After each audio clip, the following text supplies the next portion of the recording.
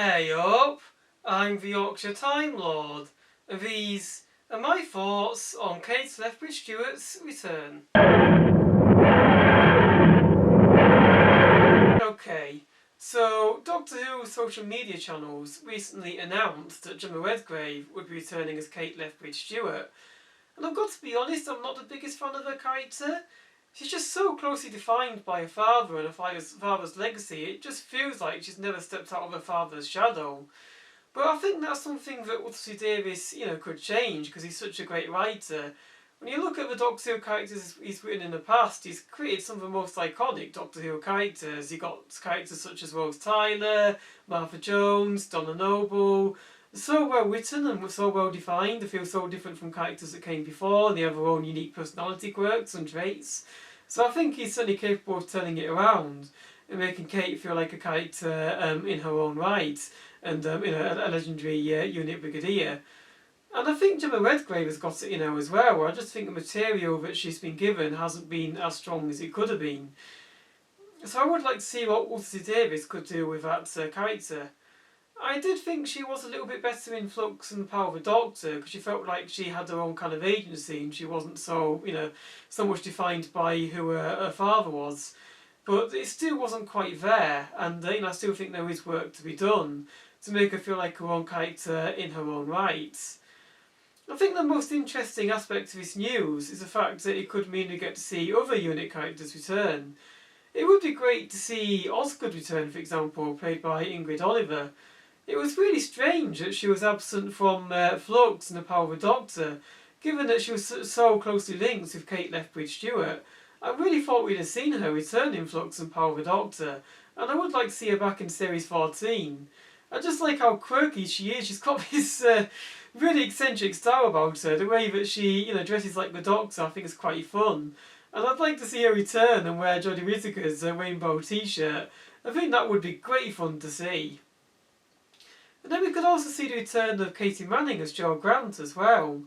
Now, she did cameo at the end of the Power of the Doctor in the Companions meeting, but it was only a very brief cameo, so it would be great to see her get a bigger role in Series 14.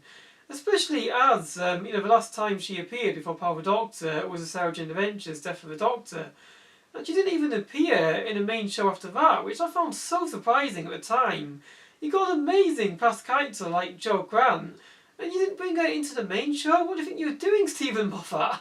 That was pretty mad. Justice for Jo Grant, because she really does deserve better treatment, she really does.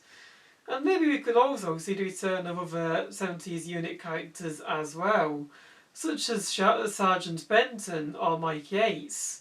They haven't been seen in the show in quite a while, and it would be great to see them return and see what they've been up to since they were last in Doctor Who. I would imagine they would probably be retired now. I can't really imagine them still working for UNIT. But it would be great to see them, come back regardless and assist the current incarnation of UNIT and the Doctor and Ruby in the latest threat to planet Earth. A really fascinating theory doing the rounds is the idea that Ruby is actually Kate Lethbridge-Stewart's daughter. Now, I don't think this would be the case, because I imagine that Ruby would probably be a character in her own right. But it certainly would be an interesting and different dynamic for a companion to be so closely linked to the show's lore. It would essentially mean that the Doctor would be travelling with Brigadier's granddaughter, which would be pretty crazy.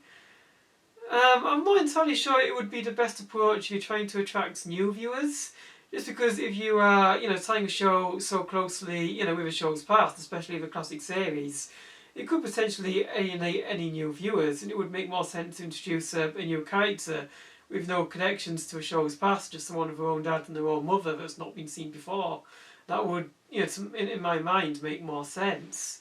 But it would be something a bit different and a bit new from what we've seen before with past companions in the show, because we've never had a companion in the show before that has been connected to someone who is such a close ally of the Doctor's, like Kate Lethbridge-Stewart.